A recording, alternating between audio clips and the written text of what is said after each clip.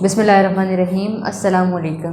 I welcome you all to the virtual classroom of computer science. In the last lecture, we'll discuss about the memory hierarchy.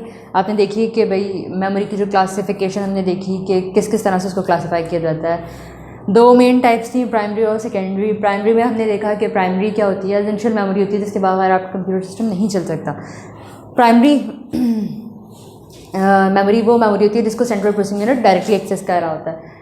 और secondary storage memory जो है या secondary memory जो है वो memory होती है जिसको central processing unit directly access नहीं कर रहा होता। अच्छा जी, अब अगर हम देखें तो हमने क्या देखा था, अब हम रैम से स्टार्ट करते हैं। प्राइमरी मेमोरी की फ़र्स्ट टाइप जो है आपके पास रैम है। और रैम क्या होती है, रैम भी आपके पास प्राइमरी मेमोरी है, वो मेमोरी है जिसके बगैर आपका कंप्यूटर सिस्टम नहीं चल सकता। क्यों?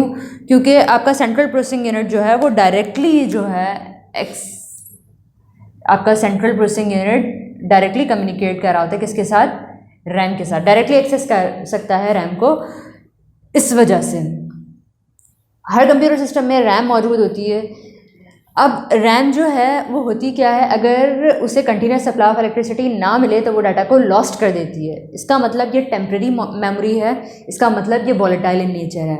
वॉलेटाइल इन नेचर मतलब टेम्प्रेरी तौर पर अपने अंदर डाटा को होल्ड करके रखती है। जैसे ही आप कोई काम कर रहे हैं और आपने अपना सिस्टम शट डाउन कर दिया या किसी भी तरह का पावर ब्रेक आया तो क्या होगा, उससे आपका जो आपका जितना भी डाटा है आपकी रैम के अंदर वो सारा का सारा क्या हो जाएगा, लॉस्ट हो जाएगा।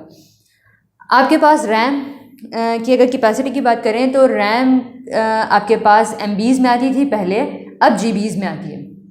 16 GB की भी आती है, 8 GB, 4 GB। ये सारे क्या हैं, ये सारे इसके मेमोरी यूनिट्स हैं।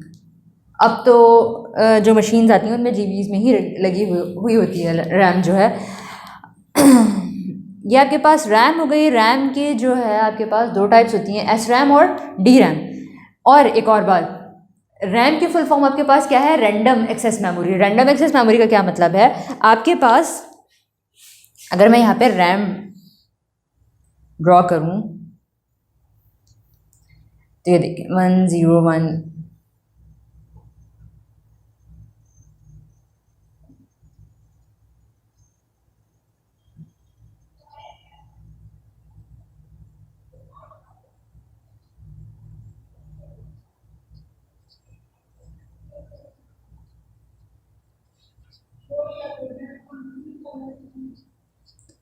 ये देखें। अब आपके पास क्या है, अगर हम रैम की बात करें तो ये आपके पास मैंने एक रैम का स्ट्रक्चर ड्रॉ किया है।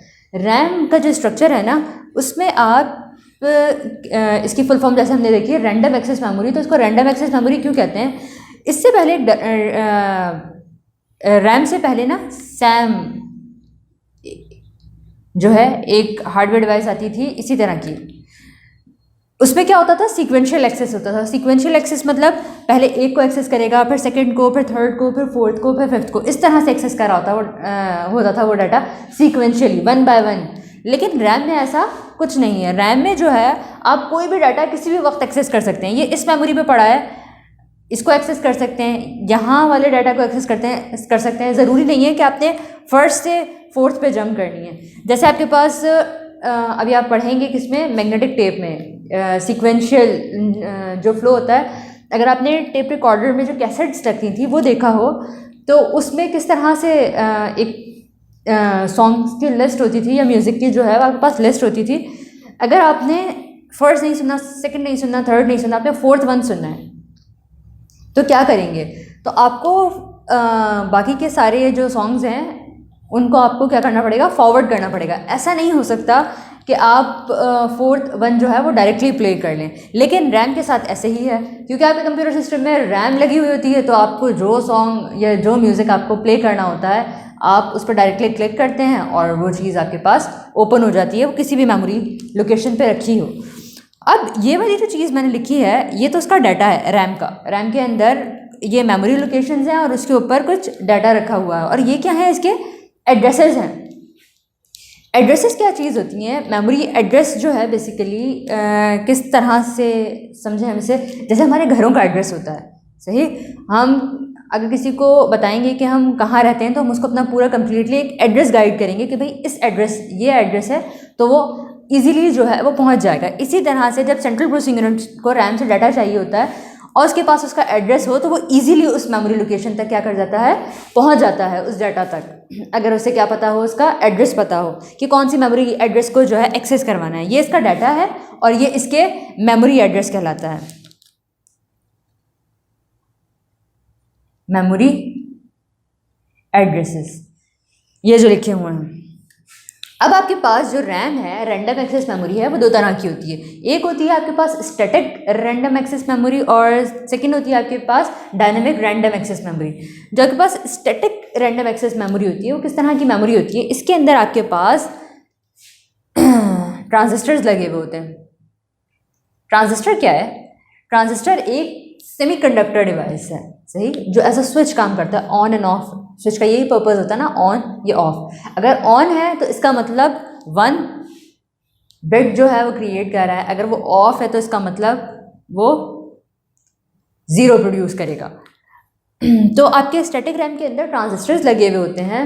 एक ट्रांजिस्टर एक बिट को रिप्रेजेंट कर रहा होता है उसमें, और ट्रांजिस्टर जो है एज अ स्विच काम कर रहे होते हैं। एक सीरीज ऑफ ट्रांजिस्टर्स लगे हुए होते हैं। सीरीज ऑफ ट्रांजिस्टर्स क्या करेंगे? सीरीज ऑफ बिट को रिप्रेजेंट करेंगे। स्टैटिक रैम जो है आपके पास बड़ी फास्टेस्ट रैम होती है। और अगर हम इसकी एग्जांपल की बात करें तो हम इसकी एग्जांपल अगर हम देखें, एग्जांपल ऑफ एस रैम, तो सीपीयू कैश, सीपीयू के अंदर जो कैश लगी हुई होती है वो किसकी एग्जांपल है? एस रैम की एग्जांपल है। अभी हम कैश को देखेंगे कि भाई कैश मेमोरी क्या होती है, वो किस तरह से काम करती है। अगर हम डायनेमिक रैम की बात करें, डी रैम की बात करें, तो ये वो वाली रैम है जो नॉर्मली आपके सिस्टम्स में लगी हुई होती है। डायनेमिक रैंडम एक्सेस मेमोरी कैसी मेमोरी होती है? ये वो मेमोरी होती है जिसमें आपके पास transistor and capacitor, transistor and capacitor दोनों चीज़ें लगी हुई होती हैं। और इसका काम क्या होता है?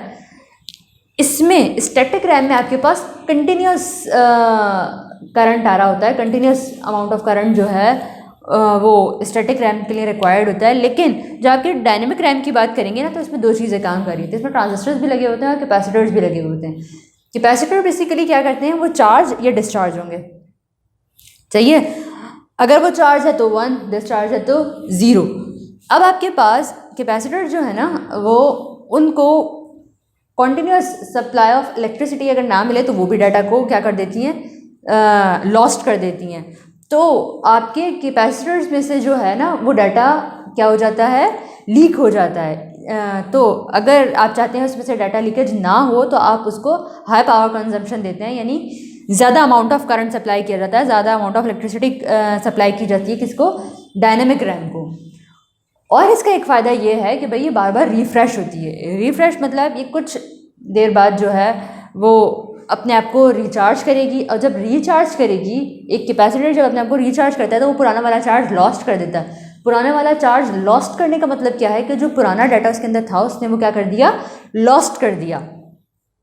जब पुराना वाला डाटा उसने लॉस्ट कर दिया तो आप मेमोरी को बड़ा एफिशिएंटली यूज़ कर सकते हैं, क्योंकि अब आप उस वाले बिट या उस वाली कैपेसिटर में जो चार्ज स्टोर था उसकी जगह कुछ और स्टोर करवा सकते हैं।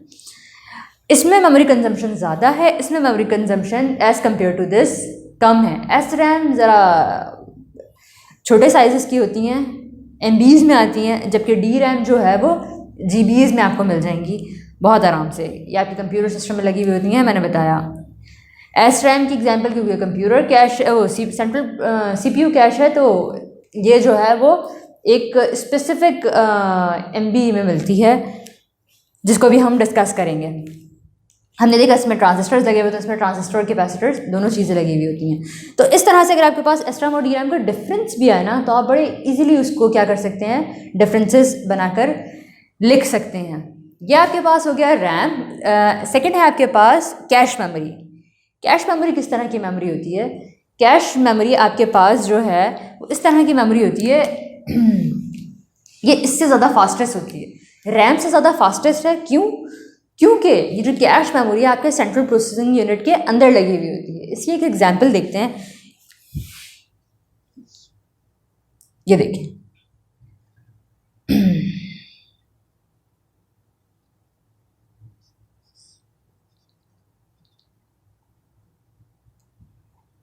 देखिए ये भी प्राइमरी है और ये भी प्राइमरी, कैश भी प्राइमरी है और रैम भी प्राइमरी है।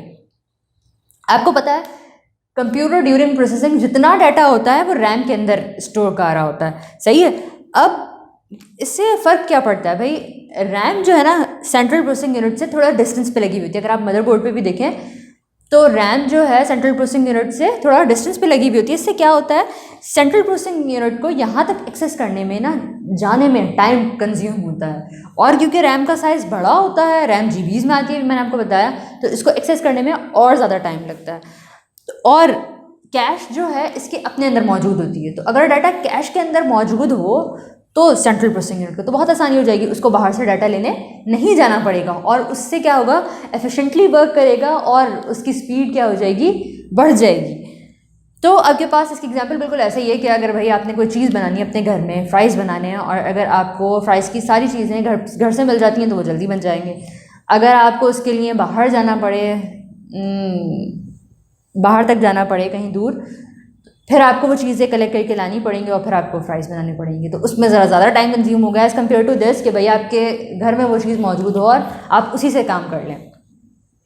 कैश के अंदर जो है वो आप कैसा डाटा रखते हैं, कैश के अंदर आप वो डाटा रखते हैं जिसकी सेंट्रल प्रोसेसिंग यूनिट को फ्रिक्वेंटली ज़रूरत पड़ रही होती है, सही। कंप्यूटर जो डाटा प्रोसेस कर रहा है उसको जिसकी बार बार ज़रूरत पड़ रही है, उस डाटा को उठा के रैम से उठा के किस में रख दिया जाता है, कैश में रख दिया जाता है उस पर्टिकुलर डाटा को, ताकि सेंट्रल प्रोसेसिंग यूनिट जो है वो बहुत तेज़ी से काम कर ले, बहुत फास्ट प्रोसेसिंग कर ले उस डाटा की।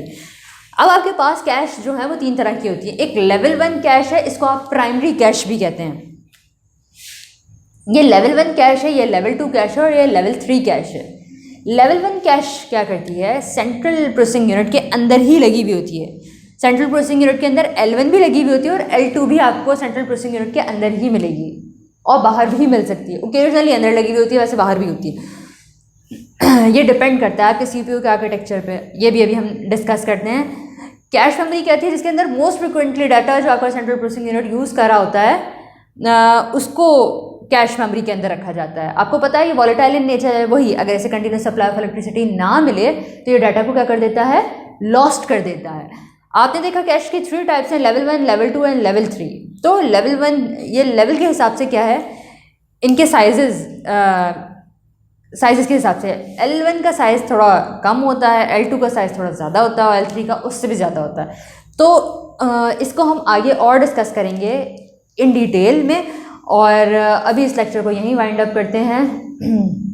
इस लेक्चर में आपने क्या क्या देखा, इस लेक्चर में आपने रैम देखा बड़ी डिटेल में। अब अगर आपके पास रैम के डिफरेंसेस लिखने को आए, कुछ भी आए, तो आप इजीली इसको अपने एग्जाम में डिस्कस कर सकते हैं। आपने कैश मेमोरी देखा, कैश मेमोरी क्या होती है, इसके 3 लेवल्स होते हैं और ये लेवल्स किस किस तरह से डिवाइडेड हैं, मल्टी कोर में और कोर जो आपके पास प्रोसेसर्स आ रहे हैं, इसको हम अपने नेक्स्ट लेक्चर में जो है वो डिस्कस करेंगे। टिल देन टेक केयर, अल्लाह हाफिज़।